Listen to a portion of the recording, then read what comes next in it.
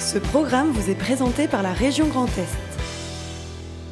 24 heures en Alsace vous est présenté par le Crédit Mutuel. Une banque qui appartient à ses clients, ça change tout.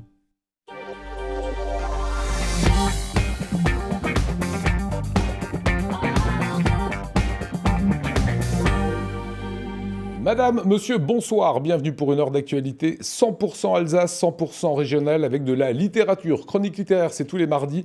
À la page, regardez la sélection de Martial Debrief. On en parle dans quelques minutes. Éric Borner, magicien et mentaliste, nous emmène aujourd'hui pour un Born to be Magic à Egisheim. On accueillera le président du conseil départemental du Bas-Rhin, Frédéric Bierry. On évoquera le château du Haut-Königsbourg. Il devient fantastique HK. Ça se passe évidemment durant Halloween. Et ce soir, avec nous, le chef du Bureisel, Eric Westermann, membre de l'association Les Étoiles d'Alsace. On va parler de cette formule magique pour les moins de 35 ans. C'est la formule jeune pour découvrir la gastronomie en Alsace. Avant cela, c'est le JT présenté par Anna Britz.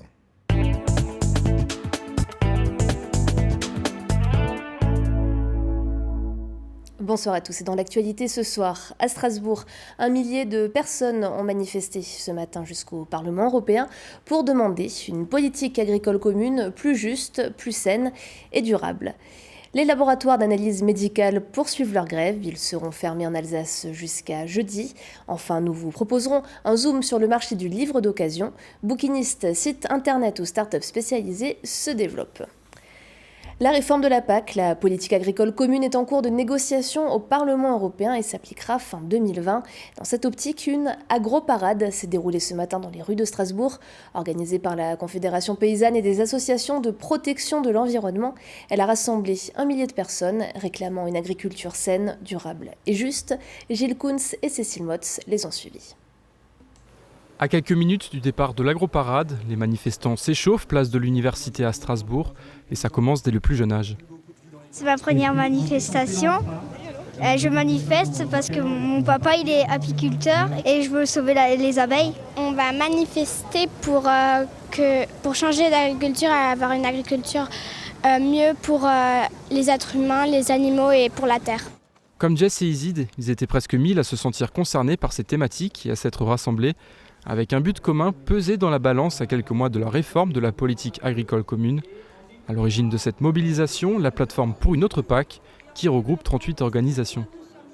C'est la seule plateforme qui représente toutes les organisations environnementales. Donc on espère peser sur le débat, montrer aux eurodéputés. On va être reçus tout à l'heure par une dizaine d'eurodéputés à l'intérieur du Parlement, qu'on les soutient pour changer la politique agricole.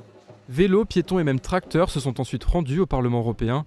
Une fois le cortège arrivé sur place, les prises de parole se sont succédées, qu'elles soient politiques ou citoyennes.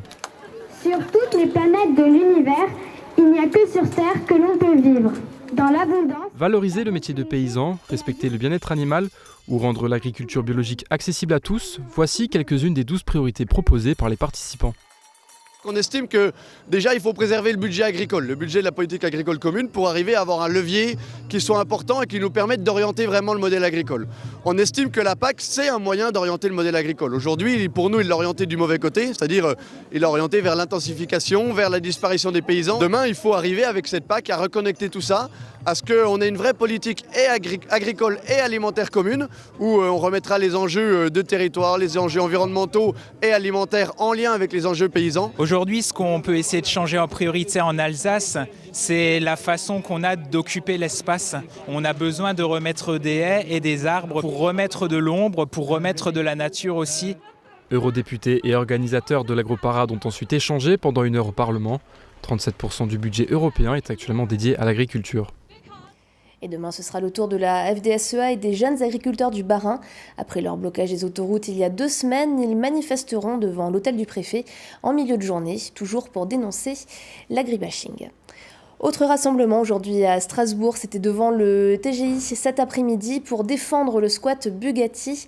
Une 50aine de personnes étaient présentes, car depuis le 22 septembre, 130 personnes sans abri, dont une 30aine d'enfants, se sont installées dans des locaux désaffectés de la zone industrielle d'Egbolsheim. Aidés par des citoyens strasbourgeois, une occupation illégale à laquelle le propriétaire des lieux, l'entreprise Lidl, souhaite mettre un terme. Assignés au tribunal, les résidents sont aujourd'hui menacés d'expulsion, mais l'audience a été reportée reporté au 19 novembre. On écoute l'un d'entre eux au micro d'Adrien Laby.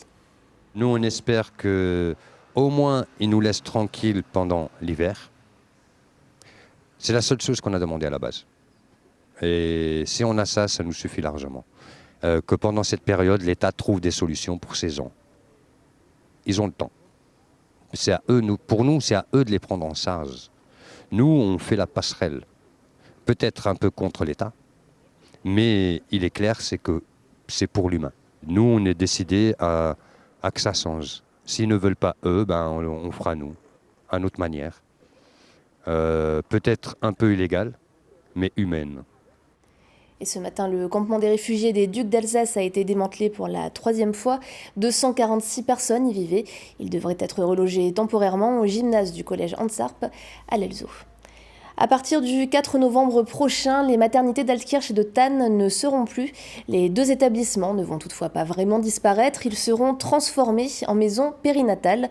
Concrètement, il n'y aura plus d'accouchement, mais les femmes pourront y être suivies avant et après. Pour donner naissance, elles seront redirigées vers le GHR de Mulhouse ou un autre établissement de leur choix. 300 femmes devraient être suivies dans chacune de ces maisons. Plus d'explications tout de suite au micro de Marine Zis. Le choix du changement du périmètre de nos activités sur Altkirch et sur Thann est lié principalement à des raisons de conformité et d'autorisation d'activité. Nous devons réunir pour pratiquer des accouchements en toute sécurité toute une série de professionnels qui sont aujourd'hui des professionnels médicaux dont la ressource est devenue rare et plutôt que d'être dans un choix, intermédiaire et pas satisfaisant en termes de qualité de sécurité des soins, nous avons été effectivement pour une réorganisation de cette offre en créant les maisons périnatales sur les sites de proximité. Ce n'est pas entièrement nouveau, il y a des centres périnataux de proximité ou des maisons périnatales dans le Grand Est déjà, il y en a un à Guebwiller, autour de l'hôpital de Guebwiller. Donc on s'appuie aussi sur des modèles qui existent et sur une expérience. Tout ce qui peut être fait en proximité le sera. Ce qu'il faut, c'est que les femmes enceintes et leurs familles puissent avoir un point d'accès et un point d'entrée unique pour tout ce qui est du suivi de la grossesse et du suivi après l'accouchement. D'où l'intérêt de renforcer l'offre en proximité sur les 2 sites. C'est vraiment ce qui compte, c'est qu'en proximité, elles puissent trouver un suivi. Mais il ne faut pas oublier non plus qu'il y a des professionnels de santé libéraux partout dans les territoires qui sont aussi à même de suivre l'ensemble des femmes. Et puis, santé toujours, après leur grève partielle fin septembre, les laboratoires d'analyse médicale ont fermé leurs portes ce matin et resteront totalement fermés jusqu'à jeudi soir. Ils dénoncent les coupes budgétaires imposées par l'assurance maladie à partir de l'an prochain. 170 millions d'euros d'économies qui pourraient, selon eux, mettre en péril leur travail et leur existence. Et notre long format de ce soir est consacré maintenant au marché du livre d'occasion. Contrairement au marché du livre neuf, celui de la seconde main se porte bien, avec une hausse de 16% en volume en 2018. Les raisons, des prix attractifs, un choix de livres plus large et le développement des acteurs de revente. Zoom sur cette tendance à Strasbourg, reportage Camille Roland.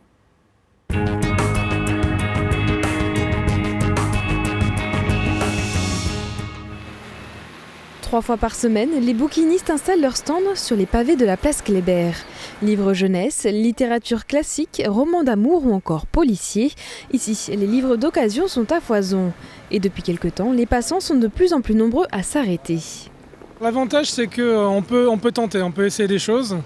On peut se laisser tenter par un livre d'occasion qu'on ne connaît pas, un auteur qu'on ne connaît pas, un sujet qu'on ne connaît pas ou qu'on souhaite découvrir, plus facilement que si c'était un livre neuf. Parce que c'est moins cher et on se laisse plus facilement tenter. On se dit tiens, quelqu'un l'a déjà lu, donc ça peut être intéressant. Je préfère acheter du neuf. Mais après, tout ce qui est petit livre comme ça, à lire comme ça de temps en temps, oui, c'est bien, c'est intéressant. Il y a différentes choses. Effectivement, des livres qui sont plus rares, parce qu'effectivement, parfois on tombe sur des prix intéressants. Mais il y a le plaisir aussi de discuter avec les bouquinistes, avec les autres lecteurs. Alors tu vas trouver la débâcle de Zola. Sérieux, tu cherches la débâcle? Ouais, mais en folio. Ouais, non, je l'ai en livre de poche. C'est pas grave, je suis patient. Ouais, je l'ai vu. Ouais. Parmi les bouquinistes, Mario est un habitué depuis 20 ans. Même si vivre de sa passion est parfois difficile pour lui, aujourd'hui, il peut vendre de 50 à 500 livres par jour. Il y a de plus en plus de monde qui vient acheter du livre d'occasion parce que bon, c'est un peu normal, c'est beaucoup moins cher. Et il faut dire aussi que la plupart des librairies n'ont plus rien en stock. Donc c'est-à-dire il faut commander. Alors que là, quand l'école recommence, ils viennent chercher des classiques. C'est ce qu'on vend le plus. Ce que j'ai remarqué aussi, c'est que les gens ils font de plus en plus attention au prix. c'est pas trop l'État. L'État, il s'en fout, entre parenthèses, plus ou moins. Mais ce qu'ils veulent, c'est acheter pas cher. Mais les bouquinistes ne sont pas les seuls à revendre des livres. Aujourd'hui, avec le développement des plateformes Internet, il devient de plus en plus facile pour les consommateurs de se procurer de la culture à bas prix. C'est le cas de sociétés comme Amazon, Momox, mais aussi des startups françaises comme Recyclivre. Elles collectent gratuitement des livres auprès des particuliers, associations, collectivités et entreprises et les revendent sur son site. Et c'est dans l'antenne strasbourgeoise, ouverte il y a 3 ans, que Mario le bouquiniste vient régulièrement se fournir. Je prends pratiquement tout de l'arrivage. Okay. Et moi, ça me permet d'avoir constamment des nouveautés. C'est impeccable. De toute façon, le livre, il faut l'aimer. Hein. Faut pas juste... Ce qui est le plus embêtant, c'est d'être obligé de les jeter quand ils sont en mauvais état ou quand c'est des choses qui sont rares, pas rares à la vente. C'est-à-dire pas rares par le prix, mais rares par le fait qu'on ne les trouve pas souvent. Alors moi, ça me fait plaisir. Là, par exemple, c'est le jackpot. C'est vraiment que des vieilleries. Par exemple, mais c'est des choses qui sont vraiment pas courantes. Bon, ça va être difficile à vendre, mais ça fait plaisir de les retrouver. Ici, c'est tout un cycle qui accompagne le livre dans sa seconde vie. Après la collecte, c'est l'heure du tri et de l'étiquetage. Donc dans un premier temps, on va ouvrir les palettes de livres et les cartons, et on va faire un tri visuel que Boris est en train de faire en ce moment, donc qui consiste à vérifier que le livre est en état encore suffisamment bon pour pouvoir recirculer. Et on va aussi enlever certaines catégories de livres que déjà visuellement on sait reconnaître parce qu'elles ne nous intéressent pas beaucoup. Les dictionnaires et encyclopédies, par exemple, les manuels scolaires, qui sont des choses rapidement obsolètes et que nous, on ne pourra pas faire de miracle, on ne pourra pas les réemployer. Les livres sont ensuite triés par un algorithme, avec d'un côté ceux qui sont envoyés au recyclage et de l'autre ceux qui poursuivront leur vie chez d'autres lecteurs. Plus de la moitié des livres collectés sont ainsi remis en circuit, soit sur le site internet, soit auprès de professionnels. Avec 100 000 livres collectés la première année en Alsace, 300 000 attendus cette année, l'entreprise surfe elle aussi sur cette tendance du boom du livre d'occasion. On est porté depuis 10 ans qu'on existe par une tendance croissante du marché. Le livre d'occasion continue de se développer chaque année depuis plusieurs années et de maintenir le chiffre d'affaires global du livre. Hein, le neuf a tendance à baisser un petit peu tandis que l'occasion monte. Donc nous, on sait qu'on est porté par cette tendance-là et aussi par le fait qu'on collecte de plus en plus de livres et qu'on propose de plus en plus de solutions. Et que ce qu'on propose répond aussi à un besoin, c'est qu'à Recyclivre, il y a une plus-value écologique et solidaire à faire un don de livres. Une plus-value écologique puisqu'un livre peut être recyclé 7 fois et une plus-value solidaire puisque 10% du prix de vente du livre est reversé à des associations. En changeant de main, le livre témoigne des problématiques économiques et environnementales actuelles et cette tendance n'est pas prête de s'arrêter. Et puis à noter que Recyclivre lance une opération pour lutter contre l'illettrisme. Pour 10 livres donnés, 1 € sera reversé à une association au mois de novembre. Et on finit tout de suite ce journal avec l'image du jour, Oliviane. Alsatruc, un nom étrange qui cache 6 créateurs régionaux qui revisitent les emblèmes alsaciens. Dans leurs mains, les cigognes, bretzels et autres cathédrales deviennent des planches à découper, spatules, tire-bouchons, cheval à bascule, toupies, vide-poche ou encore mangeoires pour oiseaux. Une trentaine d'objets à la fois utiles et décoratifs. Vous pourrez les retrouver à Résonance, le salon européen des métiers d'art, du 8 au 11 novembre, et bien sûr au marché de Noël de Strasbourg, du 22 novembre au 30 décembre. Voilà, et on les recevra d'ailleurs la semaine prochaine. Merci beaucoup Anna pour ce JT. Place au plateau du soir. Venez Martial Debrief et vos livres. Nos invités Frédéric Bierry, je vous en prie, président du conseil départemental du Bas-Rhin, et le chef du Bureysel, Eric Westermann. On va parler de la Formule Jeune pour les moins de 35 ans uniquement. Vous y êtes encore Martial, pas moi. Tout cela évidemment c'est après la météo. Voici la météo avec Velmin Froid. Velmin Froid au minéral naturel.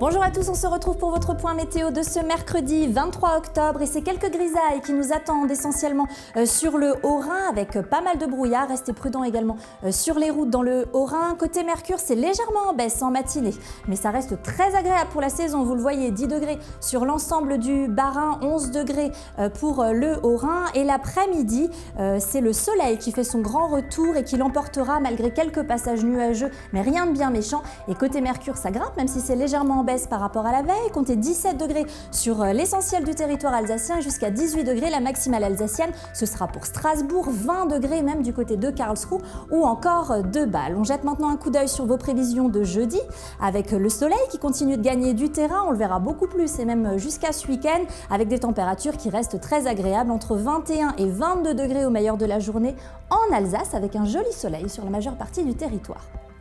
Mercredi, nous serons donc le 23 octobre et ce sera à la Saint-Jean de Capistran. Le soleil se lèvera à 8h précises pour nous dire au revoir à 18h25. Je vous souhaite à toutes et à tous un excellent moment sur Alsace 20. Salut!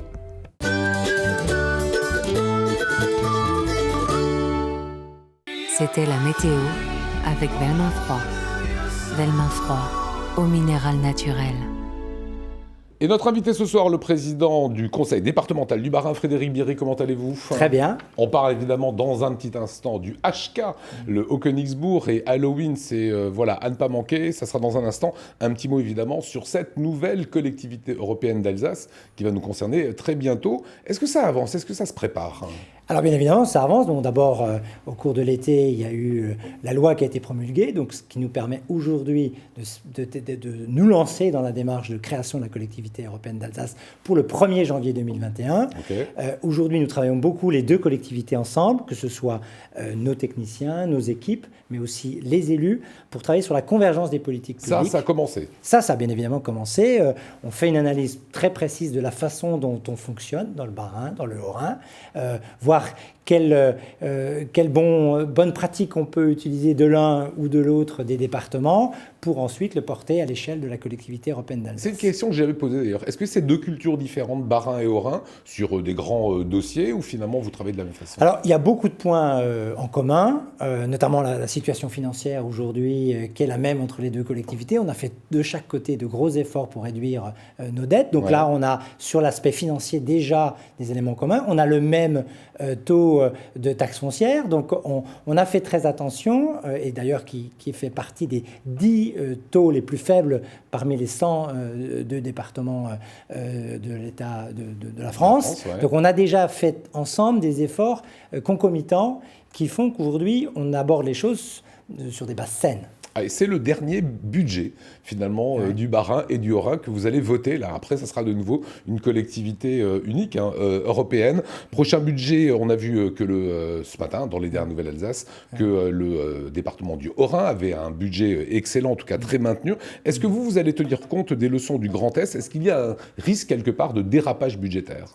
Alors, bien évidemment, au regard de l'analyse de la Cour des comptes qui a mis en exergue, effectivement, l'augmentation des coûts qu'ont généré les grandes régions, comme le Grand Est en particulier. Qui n'était pas prévu au départ. Bon, moi, j'avais toujours dit que je pensais que je ne voyais pas comment on allait pouvoir faire des économies avec une organisation à cette échelle-là. Donc, bien évidemment, nous allons veiller avec Brigitte Klinkert, avec les équipes des deux départements, à faire en sorte que notre collectivité, notre future collectivité européenne d'Alsace soit une collectivité vertueuse.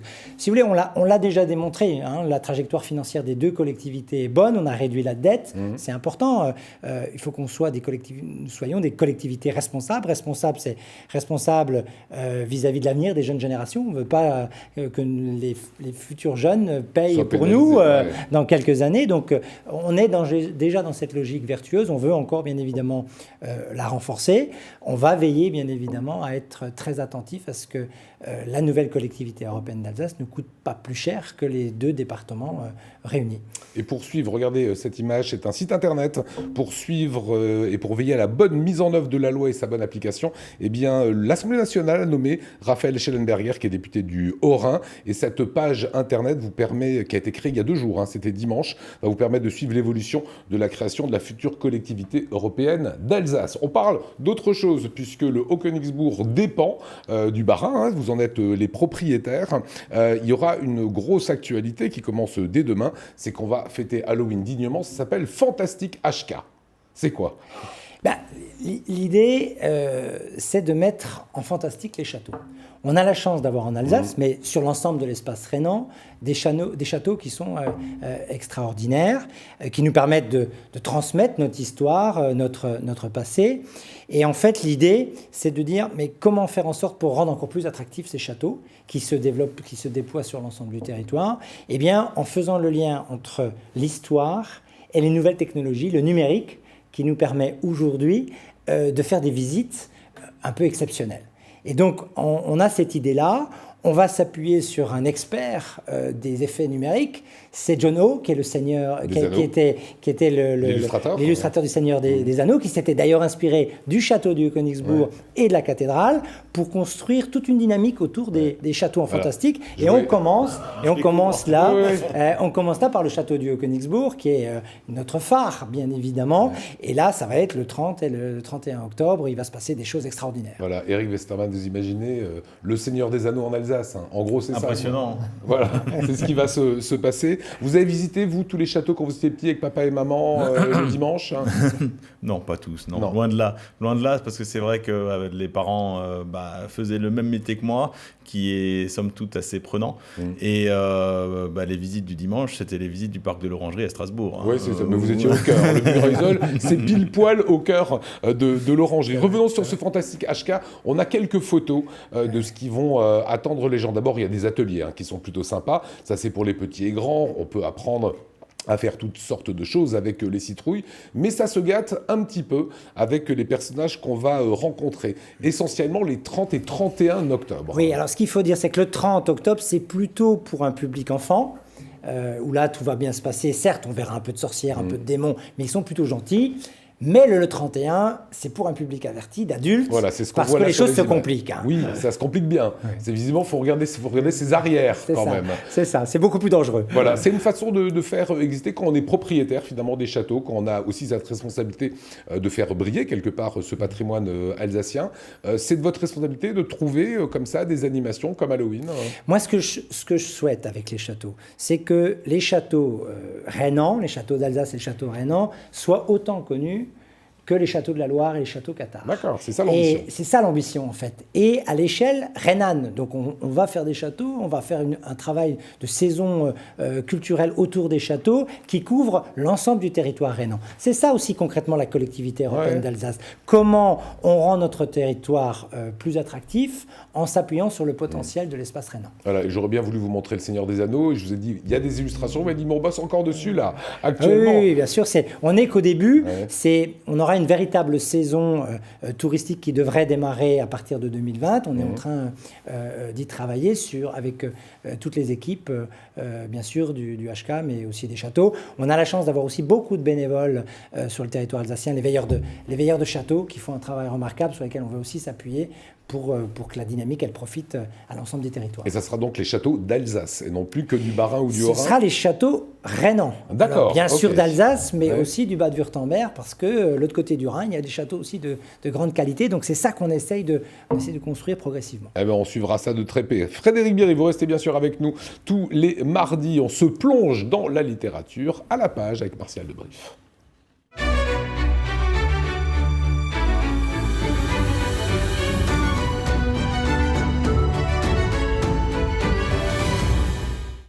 Regardez-moi cet ouvrage, c'est mon coup de cœur de ce mardi et ça s'appelle Rencontre.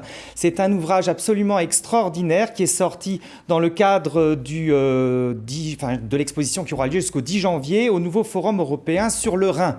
Alors, qu'est-ce qu'on va découvrir dans cet ouvrage? Des rencontres entre les Français et les Allemands durant toute notre histoire. Cet ouvrage est délicieusement documenté et on va y découvrir des histoires absolument extraordinaires comme celle de Mozart, par exemple, qu'on va voir à l'écran. Mozart qui a été, qui est en train de jouer en dessous de la table. Alors, est-ce que vous savez pourquoi cet illustrateur a mis Mozart en dessous de la table où finalement les personnes, c'est Grimm, le baron de Grimm, est en train de déjeuner? Eh bien, tout simplement parce que Mozart était en première visite à Versailles, il ne pouvait pas en tout cas se loger, il est allé sur Paris, et à Paris, il a perdu sa mère. Sa mère qui ne pouvait pas se payer de l'eau, donc elle a acheté l'eau de la Seine, et elle est tombée gravement malade, elle s'est saignée elle-même, elle est morte, et Mozart a dû jouer. Vous avez pris ça là-dedans. Eh oui, c'est raconté ça. Alors regardez, je vous montre, parce que vous avez d'autres anecdotes, regardez, c'est un ouvrage absolument magique, voilà, avec des dessins exceptionnels. Oui, c'est très très bien documenté, très bien illustré, on va revenir sur l'illustrateur après. Je voudrais juste encore vous montrer cette magnifique illustration qu'il y a dans ce livre entre Napoléon et Goethe. Regardez-moi, donc Napoléon qui a invité Goethe lors d'un petit déjeuner. Goethe s'attendait à quelque chose d'assez pantagruélique, on va avoir le café, le thé et tout ce qui s'ensuit, et Napoléon va lui offrir comme seul repas la Légion d'honneur. Et c'est pas mal. C'est pas mal. Donc c'est un bon repas, mais voilà. C'est une très belle histoire. Il y en a plein. Ça manque de croquant, ça manque de... Ah non. En tout cas, c'est un ouvrage dans lequel vous allez découvrir énormément d'histoires entre les Français et les Allemands. Ça se dévore, ça se picore. C'est vraiment facile à lire et vous allez apprendre énormément de choses. Alors, ça, c'était pour Rencontre. C'était pour Rencontre, mais je voudrais encore insister sur le fait que Rainer Herth, qui est l'illustrateur de cet ouvrage, a fait un travail remarquable avec Manfred Hames, que j'ai rencontré au Salon du Livre de Francfort cette semaine, et qui est un auteur magnifique et qui a voulu justement sceller l'alliance entre la France et l'Allemagne à travers cet ouvrage. Et puis on va terminer évidemment avec Tommy Ungerer. Ah oui, il clôt la rencontre, c'est ça ? Il clôt la rencontre de cet ouvrage. Alors Tommy Ungerer voulait... si vous relisez la totalité du texte, et c'est ça dans le petit détail que l'on trouve dans la fin de l'ouvrage, voulait être enterré debout pour éviter que ses ennemis finalement le piétinent. Voilà, comme Nostradamus. Comme Nostradamus, exactement. Et on va apprendre évidemment des petites anecdotes encore sur notre ami Tommy qu'on ne connaissait pas encore. Autre univers, mais on reste dans l'univers franco-allemand, ce sont les larmes de Marchidial. Oui, Victor a 18 ans. Victor quitte l'Auvergne, il va quitter son père, et puis il quitte également la femme qu'il aime pour rejoindre les tranchées. Nous sommes en 1917, et ce jeune homme... C'est un peu l'insoumis finalement de cette époque. Il n'aime pas les personnes qui lui donnent des ordres stupides et il va quitter les tranchées, gagner Paris, changer d'identité. C'est un ouvrage qui est absolument passionnant puisqu'on est aux côtés de Victor, tant dans les tranchées qu'à Paris dans le changement d'identité. Voilà, on ne le quitte pas. C'est vraiment, en tout cas, le grand art de Alain Léonard qui a écrit cet ouvrage. Et c'est aussi un hommage aux poilus, un hommage à ces personnes qui se sont battues pendant de nombreuses années pour donner à la France la liberté. Voilà, c'est un très très bel ouvrage, je vous le recommande. Allez, qu'on le remontre une dernière fois, les larmes du Marchidial. C'est quoi le Marchidial ? Le Marchidial, c'est le château familial. Ah d'accord. Voilà. Donc, voilà, ils ont un peu de bien. Oui, ils ont pris en tout cas le château comme du coin, comme on l'a fait avec le Königsbourg ici. Mais en tout cas, ce qui est important, c'est ce qui se passe à l'intérieur de cet ouvrage, dans les tranchées et avec cette guerre de 14. Bon, on sait aussi, Martial, que vous êtes un peu fleur bleue. Voilà. De temps un peu en dans temps. votre nature quand même. Et oui. donc, mettre un livre un peu fleur bleue, c'est pas étonnant. Sur les violettes. Exactement. Sur les violettes. Donc, c'est un détail important. C'est le dernier Bourdon, donc un grand classique de la rentrée. Ça s'appelle La Fontaine aux violettes. Alors, qu'est-ce que l'on va découvrir dans cet ouvrage ? 4 destins de femmes, toutes différentes. La première va quitter Nice, les hauteurs de Nice, pour devenir une grande courtisane à Paris. Sa fille va être la rangée du coin, elle va se baser sur Lyon avec un mari instituteur. La troisième, elle, va vivre la belle époque, la grande époque, celle du sexe, du plaisir et de la peinture. Et la quatrième, revient sur Grasse et elle va avoir le métier de nez. Ce fameux métier qui permet finalement d'étudier en tout cas les rares, les nez. Très rare, ça coûte très cher aussi. Et ce sont des personnages qui ont... Alors on va rentrer dans le roman de Bourdon comme dans tous ses romans. C'est un classique chez Bourdon, elle adore la saga, puis elle adore la saga générationnelle. Donc passer de mère en fille comme ça pendant 3 ou 4 générations avec au centre de ces personnages la Violette, et on apprend énormément de choses d'ailleurs sur la Violette. C'est tout l'intérêt de Bourdon, on a à la fois une belle histoire et une histoire qui a été grattée et qui a été en tout cas donnée au lecteur avec toutes les recherches qu'elle a l'habitude de faire. Voilà, vous dites que la violette dedans, c'est le symbole de l'amour secret. Oui, et puis on sait aussi que depuis le Moyen-Âge, la violette était quelque chose de très aphrodisiaque. Je ne sais pas si vous en mettez dans les plats, mais si... Ah, tiens. Je n'ai jamais essayé encore. Vous me connaissez En fait, vous ne voulez pas le dire. Vous connaissez les propriétés de la violette aphrodisiaque ? Pas du tout. Eh bien voilà, il faut absolument faire une glace à la violette, comme ça pour vos jeunes mariés, ou en tout cas vos jeunes étudiants qui viennent manger pour la première fois dans un grand restaurant, c'est l'occasion ou jamais. Et n'oublions pas non plus, parce qu'on a parlé de Napoléon tout à l'heure, que Joséphine avait rencontré Napoléon la toute première fois en mettant une violette à sa ceinture. Pas beau ça ? Et il y a le pavillon Joséphine juste à côté de l'endroit où vous travaillez. À 2 pas. Mon cher Eric, on va retrouver dans un instant Eric Westermann. Bien sûr, sur ce plateau, on parlera de la Formule Jeune, faites partie des Étoiles d'Alsace, qui est cette belle association lancée il y a maintenant près de 30 ans. Eric Borner, autre Eric, qu'on va retrouver également, lui il est du côté d'Egisheim. Méfiez-vous de ce garçon, il est magicien et mentaliste, c'est juste après ça.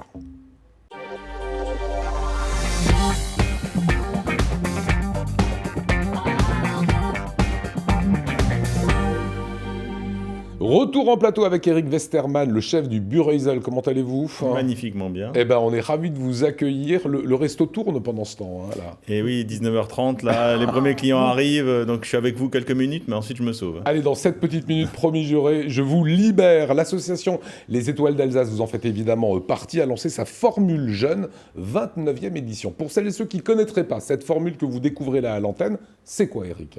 C'est quoi ? C'est quand on a moins de 35 ans, eh ben, nos maisons vous ouvrent leurs portes à des tarifs plus qu'intéressants. Et pourquoi vous défendez cette formule ?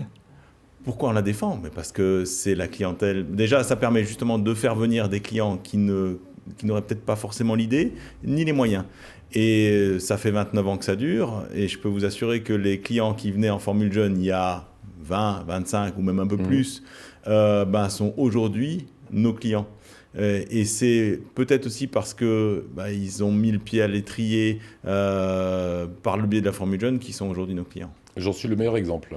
Je ne veux pas le dire, c'est très professionnel. Moi, je le dis, je suis un ardent défenseur de cette formule jeune parce qu'elle est accessible à des jeunes quand on débute et quand on n'a pas trop de sous. On a vu des images, c'était l'inauguration quand vous avez fait le lancement. Les meilleurs restaurants, on peut le dire clairement, vont s'ouvrir à cette jeune clientèle. C'est une façon aussi de mettre un pied dans des maisons qui parfois sont un peu impressionnantes. On se dit d'abord, j'ai pas forcément les sous pour y aller. Ou c'est pas fait pour moi. Voilà. Alors ce qui est rigolo, c'est que souvent, en plus au Bureusel, on en a une vue sur l'escalier qui monte au premier étage, là où se trouve la salle de restaurant. Et on voit souvent des jeunes de 21, 22, 23 ans qui s'appliquent à s'habiller pour l'occasion et où l'habitude forcément de mettre une cravate ou simplement une chemise un peu serrée peut poser problème. Et la demoiselle arrive et dit remet le nœud comme il faut et ensuite il pousse la porte. Est-ce qu'on peut rentrer ? Est-ce qu'on a le droit ? On a réservé. Et là après on essaie de les mettre le plus vite possible, le plus à l'aise possible pour qu'ils passent une soirée de détente et de convivialité autour de la table. Mais surtout faut se sentir bien à l'aise. C'est vrai que souvent nos maisons par le passé, on avait peut-être un peu l'image comme ça de maisons guindées ou alors un peu sévères, un peu strictes. Non. On a suffisamment de contraintes au quotidien partout dans notre vie pour que, à table, alors, sans pour autant danser sur les tables, mais pour être détendu. Quand on vous appelle, la règle c'est... Alors d'abord, comment on obtient cette formule jeune ? On va sur le site des Étoiles d'Alsace. Alors 2 options. Vous nous appelez directement, quel que soit le membre. Vous dites voilà, je veux venir tel soir. J'ai moins de 35 ans. J'ai moins de 35 ans et je veux venir dans le cadre de la Formule Jeune. Aucun souci. Non, Frédéric Bierry, c'est fini. J'ai essayé. Moi, je peux avec un postiche peut-être. Avec un postiche. On va essayer avec un postiche. Ou alors vous adresser auprès du bureau d'Étoiles d'Alsace qui se trouve rue du Jeu des Enfants ou sur Internet où vous pouvez justement acheter un bon Formule Jeune. Voilà. Mais il n'y a pas nécessité de passer forcément par le bureau. Vous pouvez appeler directement chez le restaurateur. On va venir dans le cadre de la Formule Jeune et on vous dira si c'est possible ou pas en fonction des disponibilités. Évidemment. Alors il y a 3 formules. Hein. Vous les avez en tête, les 3 formules, il y en a 45 €. J'ai travaillé. 45 € pour la Formule Windstube. On a quelques membres qui la proposent.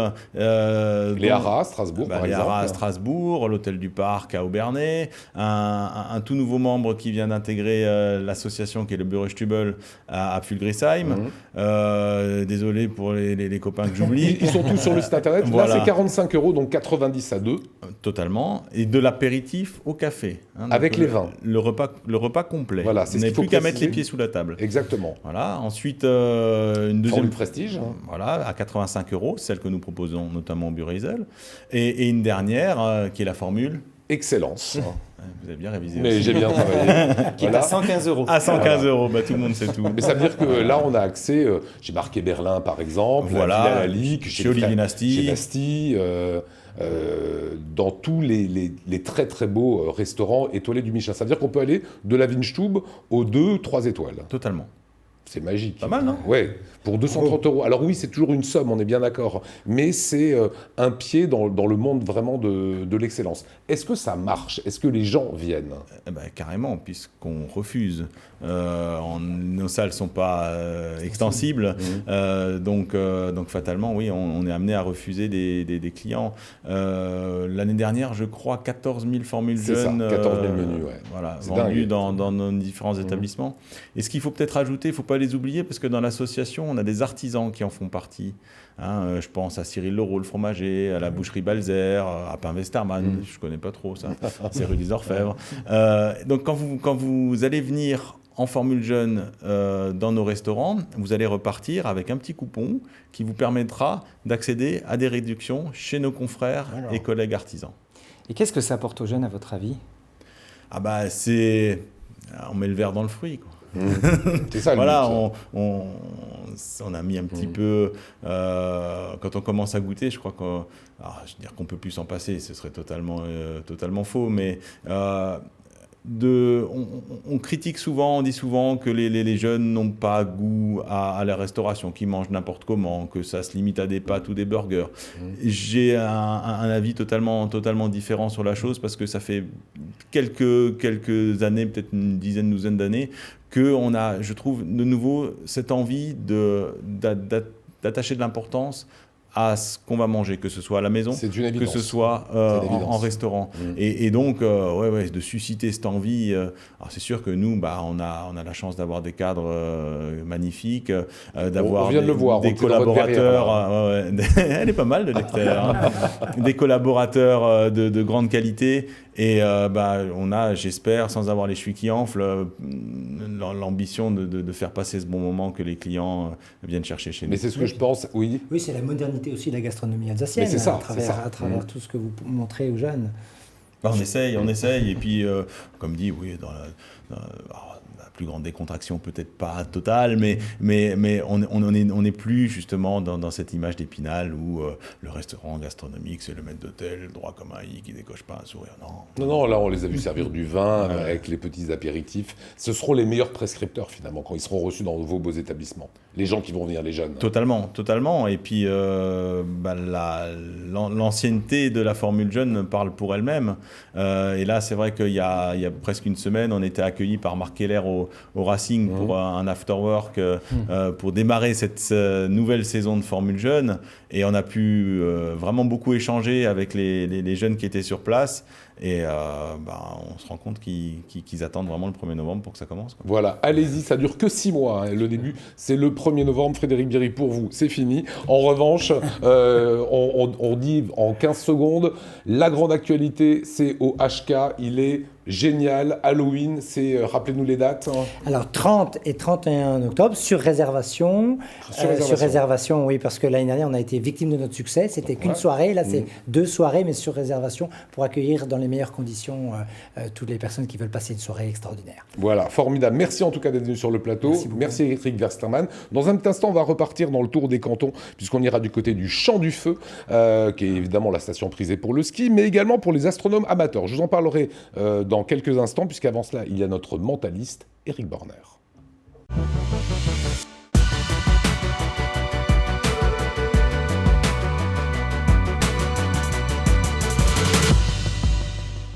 Bonjour à toutes et à tous, je suis Eric Borner. Actuellement, nous nous trouvons dans un des plus beaux villages de France, dans notre belle Alsace, à Eguisheim, à l'occasion de la fête du vin qui sait réunir les adultes, mais aussi les enfants. Et tout comme la magie que nous allons partager aujourd'hui pour tenter encore une fois de les bornériser. Alors je vous dis qu'une seule chose, suivez-nous.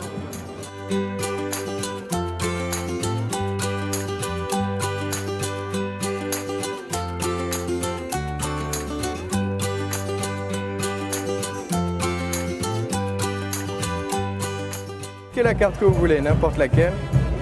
Est-ce qu'on la garde ou est-ce qu'on la change ? Regardez-la bien, montrez-la à tout le monde sauf à moi. Tout le monde l'a vue ? Ouais. On va la glisser dans le jeu. Si on claque des doigts, elle remonte sur le jeu. Comment et pourquoi? Je vais expliquer. Si on prend la carte en main, tiens, vous voulez bien la tenir comme ceci, gardez-la juste à peu près là. Si vous voyez qu'elle bouge, c'est normal, d'accord? Ça, c'est la carte du magicien. Tenez-la, même là, tiens, allez. Et vous la gardez comme ceci. Si vous sentez qu'elle se rapproche l'une de l'autre, c'est normal. La main à plat, dans l'autre sens. Ici, pardon. Et votre main par-dessus, une main par-dessus et une main par-dessus. Mon idée est de récupérer la carte que vous avez en main, de la faire passer au-dessus de ce pont virtuel ici et de la réinjecter dans le jeu. Ça ressemble à ça, bougez pas. Je récupère la première. Quelle était votre carte? Je peux le dire, 7 de trèfle. On enlève le 7 de trèfle. 7 de trèfle que vous aviez en main n'existe plus et réapparaît automatiquement sous vos yeux. Bravo. Le plus dur est de la faire passer de là à là. 3, 2, Ouais. Sacré Eric, quoi. vous avez vu le jeu, vous avez senti le jeu. Parce que tout ce que vous avez vu depuis le début n'existe pas.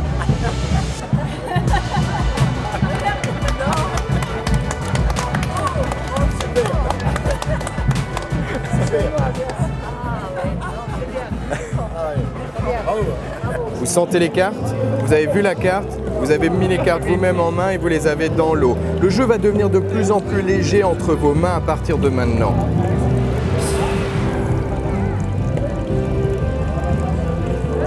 Ouvrez la main du dessus.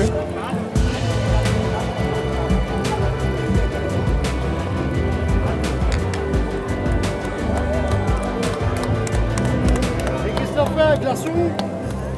Si mes 8 diamants viennent ici sur votre signature et Egisheim disparaît, s'envole et se redépose délicatement dans la main du magicien. On peut vérifier? Si on reprend la main du magicien, lentement, on va enlever chacune des lettres qui créent Egisheim et votre signature et la faire réapparaître dans votre jeu. On le fait en accéléré ou au ralenti? Au ralenti? J'ai pas de veste, j'ai pas de manche, j'ai pas de poche et je suis à côté de vous et on est en train de tout improviser depuis le début. Si votre carte n'existe plus, tout ce que vous avez vu, entendu et touché n'a jamais existé. Vérifiez.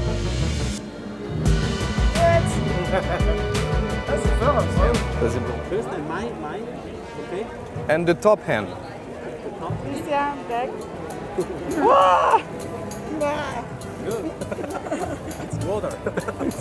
Bravo. Si votre carte n'existe plus, tout ce que vous avez vu, entendu et touché Mais il a aucune idée. n'a jamais existé. Vérifiez.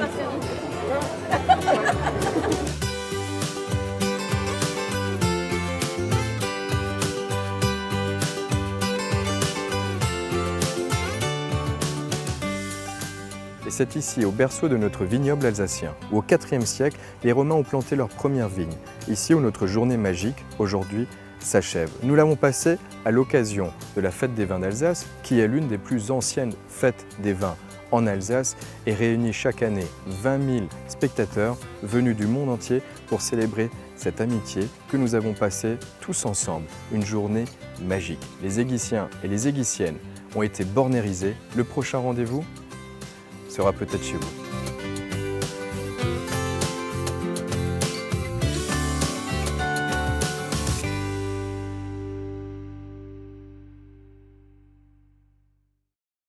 Voilà, véritable magicien et mentaliste, Eric Borner. Allez, on va rester maintenant la tête dans les étoiles. On va partir au Champ du Feu. Ce lieu est autant prisé évidemment par les skieurs en hiver que par les astronomes amateurs. Adrien Laby les a suivis. Il s'était donné tout simplement rendez-vous pour la fête de la science. Moi, je vous retrouve demain, 19h. Salut.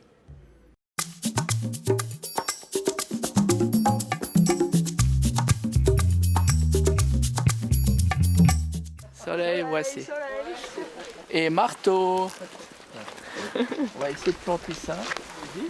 Ouais, super, ça rentre. Super. Voilà. Partir en balade dans le système solaire sans quitter le plancher des vaches, c'est l'objectif de cette randonnée céleste. Point de départ, le Soleil. Il s'agit ensuite d'aller planter les planètes en respectant l'échelle. Ainsi, avec un soleil de 50 cm de diamètre, Mercure se trouve à 20 mètres, Vénus à 40, ainsi de suite jusqu'à installer Neptune à plus d'1 kilomètre. Le but de cette manip, justement, c'est complètement pédagogique. C'est pour permettre aux personnes, de façon très kinesthésique, avec leur corps et leur marche à pied, de sentir combien l'univers est grand et combien la distance entre les planètes est immense. On observe avec nos instruments des bandes nuageuses. Les 5 et 6 octobre dernier, le Champ du Feu a accueilli la Fête de la Science. Pour sa première édition, la station de sport d'hiver barinoise partait dans les étoiles. À la manœuvre, le Jardin des Sciences. En fait, c'est une volonté du département qui est venu chercher le Jardin des Sciences parce qu'il avait envie de valoriser le lieu dans lequel on se trouve, donc le chalet, sur les 4 saisons. Et moi, j'avais proposé de participer à la Fête de la Science. Ils ont accepté. Et donc, on s'est dit que c'était une belle occasion de manifester les sciences ailleurs qu'à Strasbourg, puisque généralement, c'est là où se passe la majeure partie des événements. Derrière cette édition de la Fête de la Science, la volonté départementale de valoriser le site du Champ du Feu en toute saison. Il y a toute la période estivale où finalement ce lieu n'était pas utilisé. Donc notre enjeu, c'est de mixer les activités, les potentialités de ce haut lieu touristique, mais haut lieu touristique de nature. Et on veut aussi préserver aujourd'hui cette nature ici qui fait la richesse patrimoniale de ce territoire. Si la station est prisée des amateurs de sport d'hiver en journée, toute l'année, dès la tombée de la nuit, elle devient le terrain de jeu des astronomes amateurs, un site prisé pour la qualité de son ciel. C'est un bon spot parce qu'il est à l'abri de la pollution lumineuse de Strasbourg. Et comme il est un peu en altitude, en plus, quand il y a du brouillard, il reste dans la vallée. Et on peut avoir des belles nuits en hiver bien sombres pour bien voir le ciel. Les astronomes amateurs alsaciens ont ramené l'artillerie lourde. Ces télescopes permettent par temps clair d'observer étoiles et nébuleuses. Cependant, pour marcher dans les pas de Galilée et observer les planètes du système solaire, pas besoin d'aussi gros télescopes. Ce modèle de taille modeste vous promet déjà de beaux émerveillements. Comme tout télescope qui se respecte, il a un miroir concave au fond qui renvoie la lumière vers l'avant et qui formerait normalement une image à peu près ici. Seulement, si on veut observer cette image, on masque tout le champ et donc on ne peut rien voir. D'où la présence d'un petit miroir secondaire incliné à 45 degrés qui renvoie la lumière dans l'oculaire, qui n'est qu'une loupe qui permet de viser. Vous pouvez facilement observer la Lune et Jupiter, vous verrez, on voit ses satellites. Et avec les yeux de la foi, il faut le dire, on distingue un peu les bandes équatoriales de Jupiter. 5, 4, 3, 2, 1, allumage! Comment parler de spatial sans parler de fusée? Certes, celle-ci ne vous emmènera pas sur Mars, mais dans son principe, la fusée à eau fonctionne de la même façon que la Saturn V de Neil Armstrong. Le but de cet atelier, en fait, c'est de leur faire comprendre que des choses qui ont l'air incroyables et très techniques, finalement, sont très simples, parce qu'on peut prendre l'exemple du ballon de baudruche, c'est quelque chose que les enfants connaissent. Le principe d'une fusée, c'est le même principe que pour un ballon de baudruche, donc ça permet effectivement d'accéder à la physique et à la science de manière très facile et très ludique. Ça formait une montagne de 7000 mètres de haut. Oh, dommage. Et puis... Quel point commun entre le sol lunaire et les Vosges? A priori, aucun. Pourtant, vous seriez surpris de ce que l'étude géologique comparée des deux astres peut révéler. Et je fais un comparatif entre les pierres vosgiennes et les pierres lunaires, parce qu'on trouve justement des granites. Sur la Lune, on trouve aussi des roches granuleuses. On trouve des feldspaths potassiques sur la Lune aussi, des basaltes sur la Lune aussi, de l'olivine, etc. Des similarités qui vont bien plus loin que la simple curiosité géologique. Derrière ce résultat, une découverte de taille quant à l'histoire de notre planète.